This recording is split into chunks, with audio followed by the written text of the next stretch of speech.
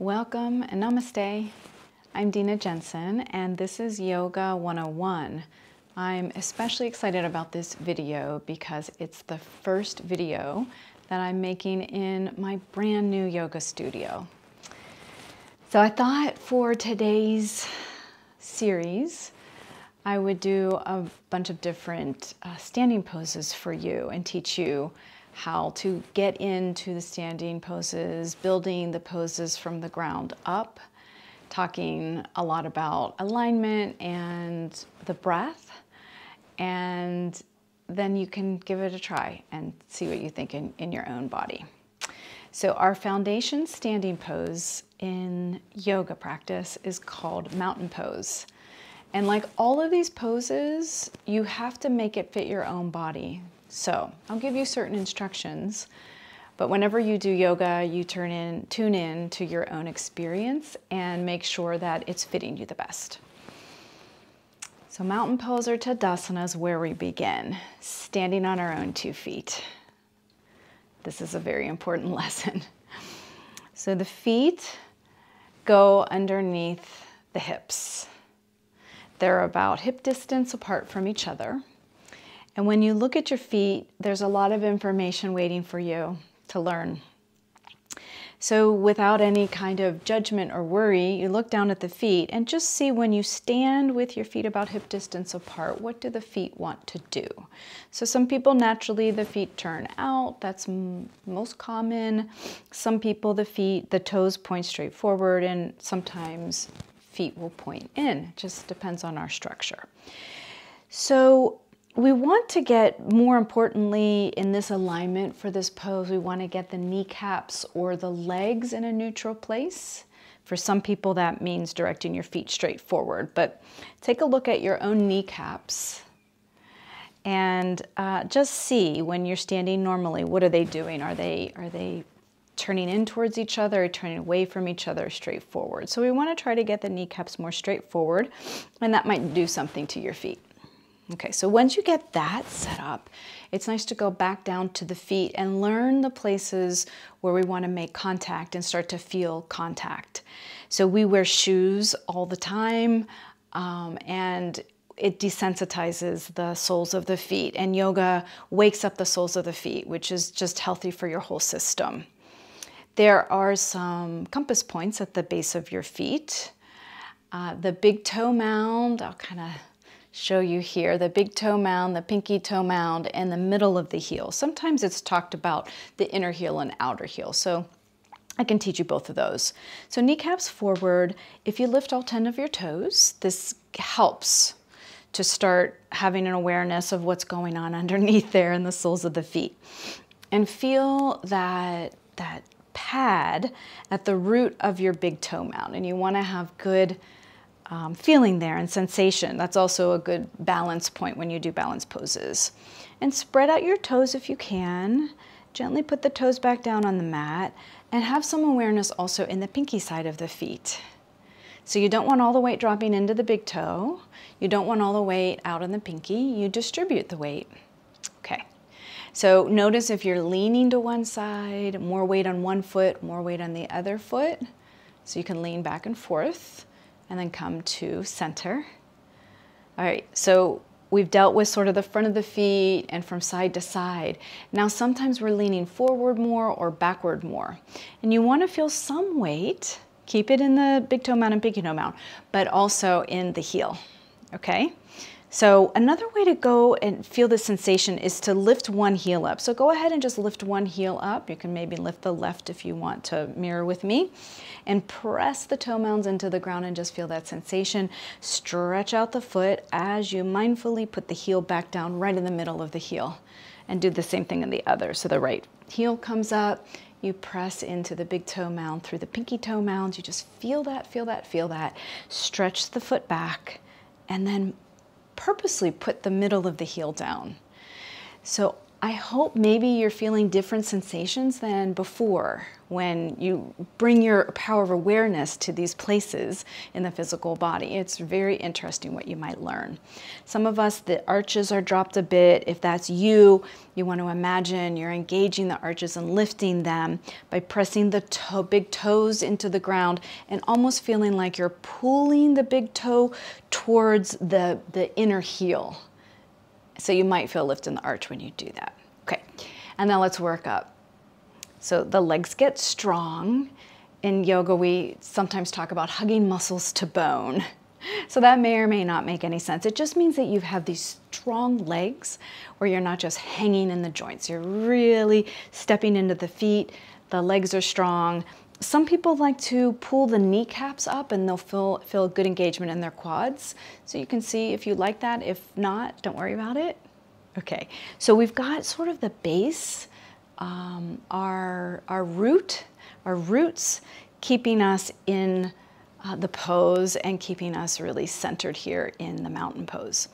The next place we can go up to are your hips, and this is very interesting because the hips are all around. We talk about hips all the time and it's a little confusing about what we might mean, but there are two bones here that connect together and they're called the pelvis.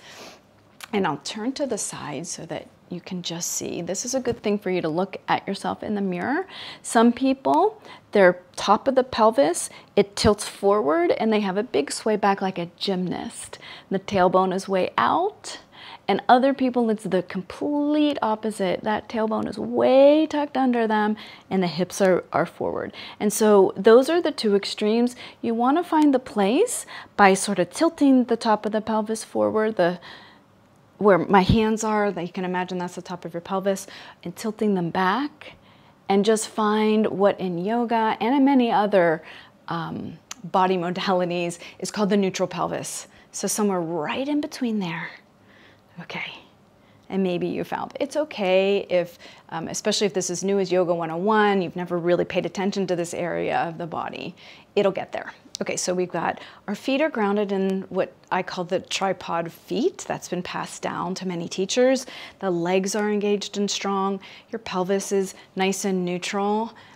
And then your shoulders, we want to gently sort of roll them up towards your ears and then back and let the shoulder blades slide down your back. Okay, so my shoulder blades are really on the ribs. My heart is shining forward. Okay, and don't overdo it. If you overdo it too much, you're going to get that big sway back again. So we want to keep the neutral pelvis. Your low ribs are down, but the shoulder blades are on your back so you can shine brightly from your heart. And what can help in opening up that upper part of our body is to face the palms forward. Okay, and then the last part is to imagine there is a string at the crown of the head and that somebody is pulling the string from the ceiling above to lift the crown of the head straight up and keep your chin level. So it's not a looking up with the chin and the eyes, it's a lifting through the crown of the head. So the whole spine really elongates when you do that. So when you get into the mountain pose, into Tadasana, it's strong and sturdy like a mountain. You can start to use your imagination. How strong and rooted can you be? Nothing is going to push you over or push you around. And feeling your breath. Okay, so we get all the good alignment and then we settle in with a couple of breaths in and out through your nose. Feeling the breathing. This is one of the first poses I will teach to anybody who's just coming into yoga, and we review it even if we've been practicing yoga for decades. Doesn't matter. We keep reviewing it. Standing strong in mountain, our joints are stacked, the spine is long. There is sturdiness and effort, but not rigidity. So there's a difference there in your mountain pose. Okay, so relax, relax. All right, second pose we'll do is chair pose or power pose. I really like this pose, this standing pose, to feel strong again. Okay, so you come to all of your mountain legs and feet. Okay, so as you practice it more, you get into that more quickly. So your tripod feet, strong legs, lifted crown of the head. And then the hips, you bend the knees and the hips, they start to shift back. And you don't have to bend the knees too much. It's really up to you. And you don't want to have your spine come all the way forward, okay? So we try to keep the spine, it does tilt forward a little bit, but somewhat upright. So hips are back, there's a deep bend in the hip creases. You're still grounding through the tripod of your feet, and your legs are really working for you. So in other modalities, you'd call this the squat, and you can add on arms, maybe W arms, so you could bend at the elbows here. If anything is going on with range of motion for you today, that's lovely, or you can lift arms overhead. And we'll breathe for a couple of breaths. Take a breath in, take a breath out. One more breath in through the nose. We breathe in and out of the nose in yoga. Whenever an out breath comes, let's bend at those hips even more, and their knees are already bent, so maybe you can touch the ground or touch your body. Sometimes we put blocks down, and maybe even straighten the legs. You can decide. What's that feel like once you're down low to straighten the legs? This is called the forward bend pose. So again, we can hold here for a few breaths. Feeling sensation all through the back of the legs. You might feel some sensation all the way up the spine. Let the head hang and take another breath in, another breath out. And to come out of this, let's go through the power pose or chair pose, Utkatasana. Bend your knees slightly, take an inhale and lift the arms and chest up. We're going to take another breath in and out. And on your next breath in, straighten your legs, reach the fingertips up towards the ceiling, maybe even look up. Extended mountain. And then usually we come out of the mountain pose, hands through the midline, right into the heart space. Okay, so that's just a nice series to do at any time you want to feel strong, anytime you need to get a little stretch in the back of the legs. Stand up into mountain pose, do a chair pose, bend yourself forward, then straighten your legs, hang there for a little bit, do another chair. All right, so the last pose that I'd like to show you is Warrior Two. So this is another really strong pose. All of the standing poses in yoga are about strength. There's definitely a lot of opening that can happen in the standing poses, but your legs really work for you. Big muscles in your legs supporting you. They're extremely accessible to most bodies. Okay, so Warrior Two pose, I have a big square mat, but most of you, maybe you're not even on a mat, but if you are on a mat, you're going to want to face the long end of your mat because we need a lot of space to step wide. First part of Warrior Two is stepping your feet pretty wide. So if you're a tall person, make sure you step your feet wide enough.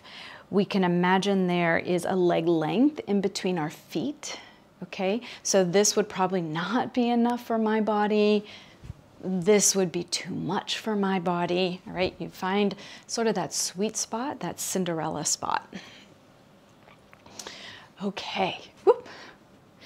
Goldilocks, I said Cinderella. The Goldilocks, the just right spot. Okay, so our legs are wide, our feet are wide, and they're pointed straight forward.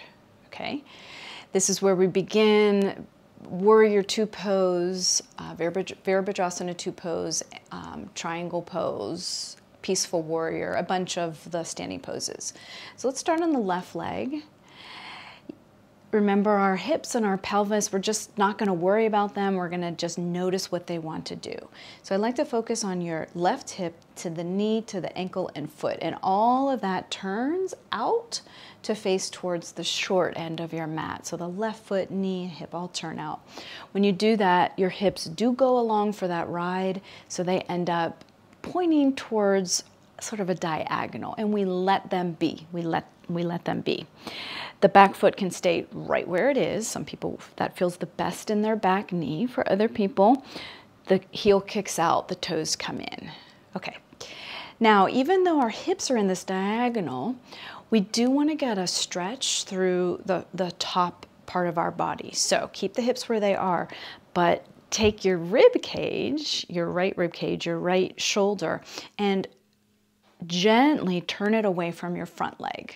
okay? So there's almost the slightest bit of a twist going on here. So that back shoulder is behind you a little bit more than to the diagonal, okay? And then look over your front leg, take a nice breath in and imagine the spine lifts nice and tall. And on your exhale, bend the left knee towards the pinky side of your left foot. So the knee doesn't have to bend a whole lot. It depends on your body how much you want to bend it. Make sure that rib cage, right rib cage and right arm are behind you. And then we can turn the palms up, take an inhale, lift the arms to about shoulder height. Then turn the palms down, look over the front hand. Stand strongly in the legs, really engage the tripod of the front foot, and you're going to need to focus on the back heel of your back foot, okay? So we want to ground through the outer back heel of your back foot. Relax the shoulders, but the arms are active. Reach through the front fingertips and reach behind you with your back fingertips. Look over your front hand, take a nice breath in, take a peek down at your left knee and make sure it hasn't started to drop in towards the big toe. You want it to try to point towards the middle of the foot or towards the outer pinky. One more breath in, one more breath out, and then we'll release the arms, straighten the front leg, and parallel your feet. We'll do the other side. So the right hip all the way down to the foot, turn out towards now the opposite short side of your mat. That back heel might kick out. It may stay where it is. Notice your hips are at the diagonal. We're gonna draw that left rib cage away from the front leg. The left shoulder is away from the front leg. Take a nice breath in. On your breath out, bend the front knee towards the pinky side of the foot and hold. Now we can add on the arms, make sure the rib cage and the left shoulder are behind you. So you want the shoulders to try to get into a straight line if you can. Palms up, inhale, arms lift up, and then palms face down. Look over your front hand. Take a nice breath. So we try to get this line of energy of the front arm and the back arm in the same plane of energy, the same line, the same physical line, the same energetic line. Stand strongly into that front foot, ground through the back foot, ground through that whole back leg. That back leg is a big anchor for you.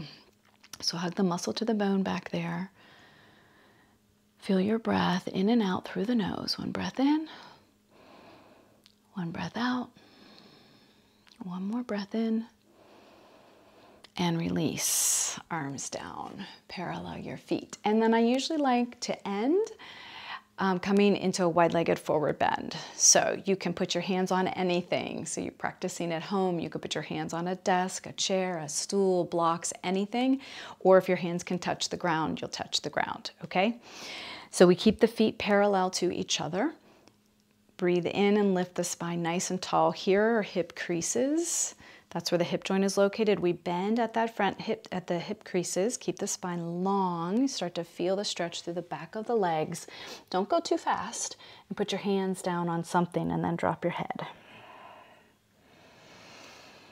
So we want to do a variety of movements, move the body in lots of different ways. And coming into these forward bends, if you go a little bit more slowly, you can condition those hamstrings. So you're both stretching and strengthening them. Nice balance. All right, to come out of your forward bend, bend your knees, put your hands on your thighs, and then lift up through the heart and head and stand yourself up. Walk your feet together. Okay, so we did mountain pose, talked a lot about the alignment of your feet and all of the joints in mountain pose. We felt the breath. Then we went into the the power pose, the chair pose for strength, strengthening the legs and strengthening our minds and strengthening our resolve. We went learned the warrior two pose after that, and then did wide-legged forward bend. So I hope that you learned something today about your own body and also, of course, a little bit about the yoga and the poses. Thank you so much for tuning in to this video. Om Shanti Om. Peace be with you.